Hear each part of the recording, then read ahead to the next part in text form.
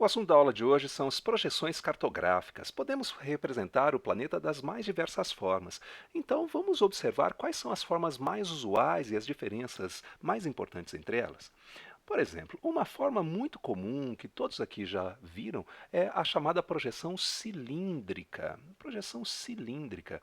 A projeção cilíndrica ela tem uma característica. Ela tem como característica fundamental representar o planeta como um todo. Então, quando você observa, por exemplo, um mapa mundi, um planisfério, há nesta representação uma projeção cilíndrica. É como se nós envolvêssemos o planeta Terra por uma folha em forma de cilindro, altamente sensível, e ao abrirmos essa folha, verificaríamos todas as porções existentes da Terra, sejam porções emersas ou líquidas. No entanto, ao longo da história da cartografia, várias formas de projeções cilíndricas surgiram. Então, nós vamos destacar duas delas que são as mais usuais. A primeira que eu chamo a atenção de vocês é a projeção cilíndrica conforme. Foi feita por um cartógrafo chamado Gerhard Kremer, mais conhecido como Mercator. E uma coisa interessante que é possível de se ver nessa representação, que tem também as suas distorções, é analisarmos esta palavrinha aqui, ó. Pegarmos um pouco desse termo. Qual é a característica fundamental da projeção cilíndrica conforme? Ela valoriza as formas dos continentes, distorcendo suas áreas. Então é interessante da gente observar com atenção essa representação. As áreas mais próximas à linha do Equador são porções terrestres que são representadas sem muita distorção. À medida em que nos afastamos da linha do Equador, as porções de maiores latitudes aparecem mais esticadas. Repare com atenção a Groenlândia e observe o continente africano. Ou até mesmo, observe aqui ó, a América do Sul. Compare o tamanho entre elas. Reparou? A Groenlândia aparece eventualmente maior do que a África ou até mesmo maior que a América do Sul, mas em termos reais isso não é verdadeiro. Então, áreas com maiores latitudes apresentam-se na projeção cilíndrica conforme de uma forma mais esticada. As áreas próximas ao Equador aparecem de uma forma mais achatada. Também há necessidade da gente recordar uma coisinha dentro dessa projeção. Essa projeção ela foi feita na época das grandes navegações. E essa projeção coloca sempre a Europa no centro do mundo, ou seja, ela tem uma visão eurocêntrica, tá? A Europa era o grande centro detentor do poder, da história, da filosofia, das artes. Então, no momento em que foi feita essa projeção, nada mais, nada menos do que lógico de que colocar a Europa no centro dessa representação. No entanto, é possível colocar qualquer país no centro de uma representação. Agora, observe com atenção essa nova forma de projeção cilíndrica. Essa projeção cilíndrica foi feita por um outro cartógrafo, um outro geógrafo chamado Gerhard Arno Peters. Tá? E esse holandês ele fez uma projeção já um pouquinho diferente. Ele vai tentar colocar para a gente um equilíbrio, ó, equivalente, projeção cilíndrica equivalente, que é dar uma ideia do quê? De valorizar as reais áreas. Valoriza as áreas em detrimento, em prejuízo das formas. Aqui, observando as mesmas áreas, olha só, repare na Groenlândia, na América do Sul e na África.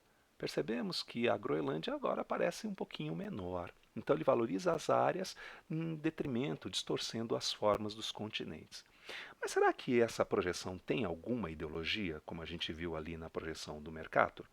Se a gente projeta essa representação dessa forma, é ideológico.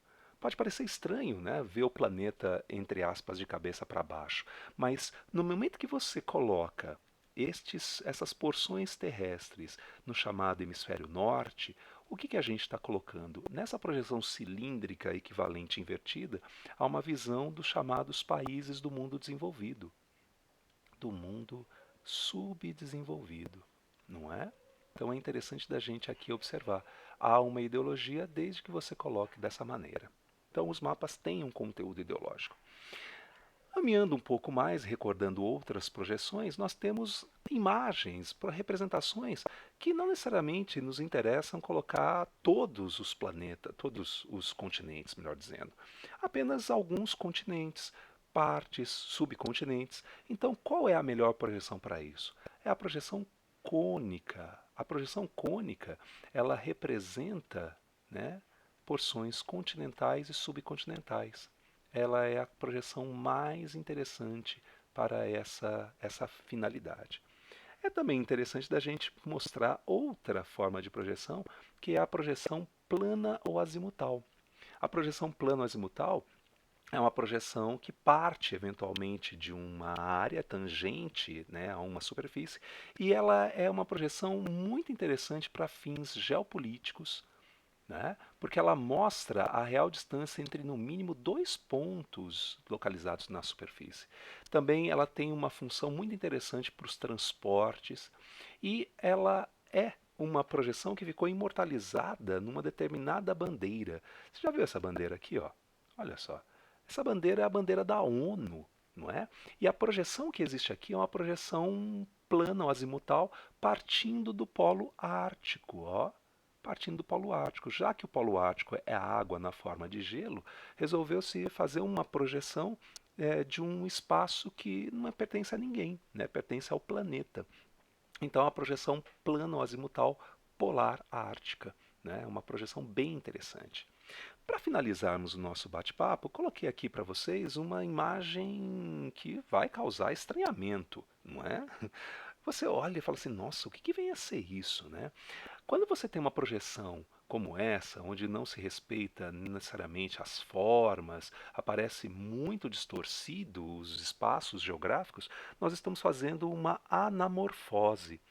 Na anamorfose, o tamanho dos países aparecem conforme a sua importância diante do tema enfocado. Eu coloquei aqui para você uma representação de uma anamorfose da população mundial. Vamos salientar bastante isso, mais do que especificamente o IDH que ele coloca aqui. Repare, olha só, a Índia e a China aparecem em tamanhos bastante significativos, pois são os países mais populosos do mundo. Em terceiro lugar vem os Estados Unidos, a Indonésia e olha só quem aparece aqui num tamanho bastante interessante: o Brasil.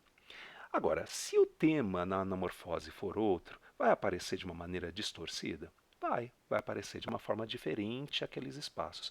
Olha só, eu peguei aqui uma anamorfose do PIB por estado brasileiro de 2006. PIB é o produto interno bruto, ou seja, as riquezas produzidas por um determinado espaço.